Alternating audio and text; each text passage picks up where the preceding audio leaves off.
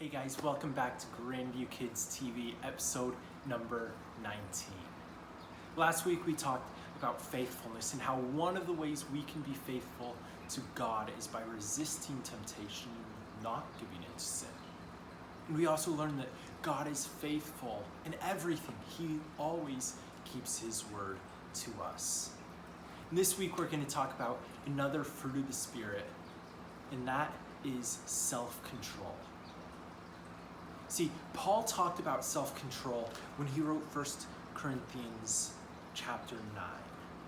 So I'm going to read a few verses from there about self-control, starting in verse number 24.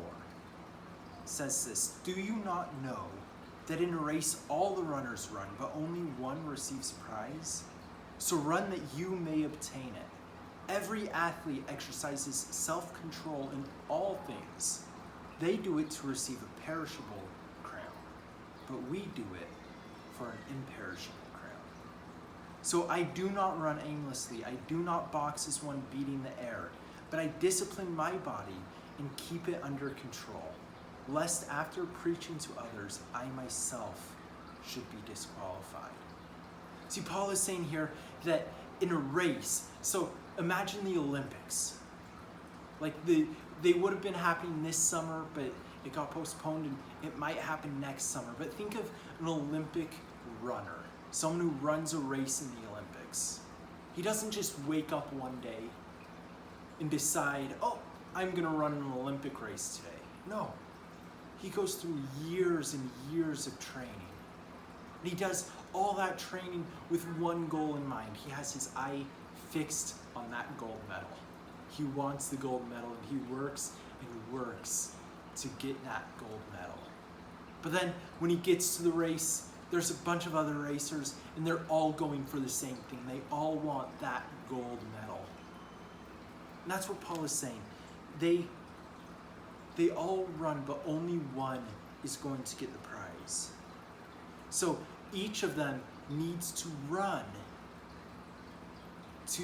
so that they can be that one who gets that prize. If they only run half-heartedly, if they decide halfway, well, I don't really care if I get the gold medal, they're not going to win. They won't have the drive, they won't have the effort to be able to win. Someone else who wants it more than them is going to win that gold medal. And in order to get to the point where they can run like that and run that well, they have to have self-control in their lives. And self-control is simply just controlling your behaviors or controlling your desires. And see, through all their training for this race, they're controlling their desires and what they eat and what they do.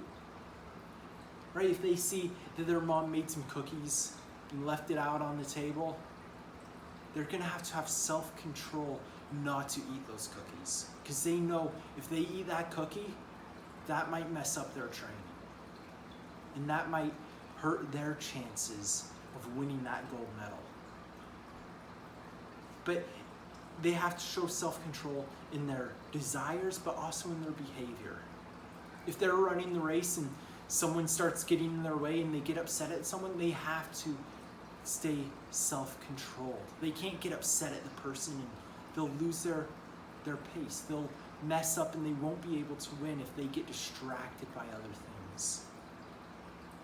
And see, our lives as Christians are similar to this.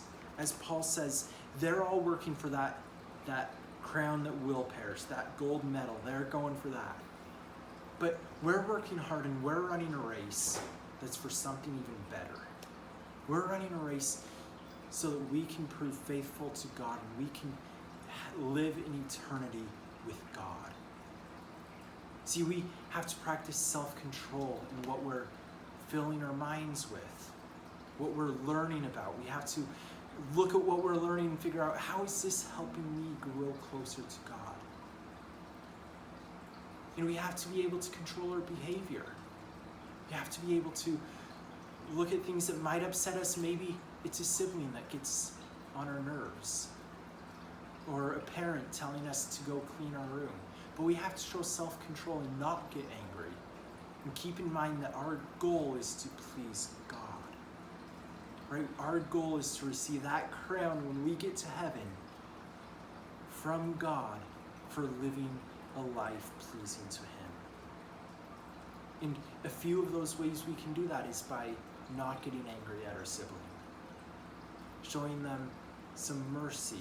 Instead of getting upset at them and hurting them, maybe we show them compassion and love them and do something kind for them. Or maybe if our parents ask us to clean our room, we clean our room, then we want to please God and we clean the bathroom too. We take that extra step because we know we are living our lives trying to please God, to run that race. Our lives is that race. And the way we run our race will affect if we get that crown. And I'm not saying that if you don't clean the bathroom too, you're not going to get that crown. I'm saying that if you live your life in a way that does not please God, if you get angry at your brother and sister, those things are things that are not pleasing to God. And we want to live our lives in such a way that we do please God, and in a way that we obey our parents and are kind to our siblings in order that God can be pleased and God can be glorified by what we do. All right, that's all I have for you guys today. I hope to see you next week for another episode of Grandview Kids TV.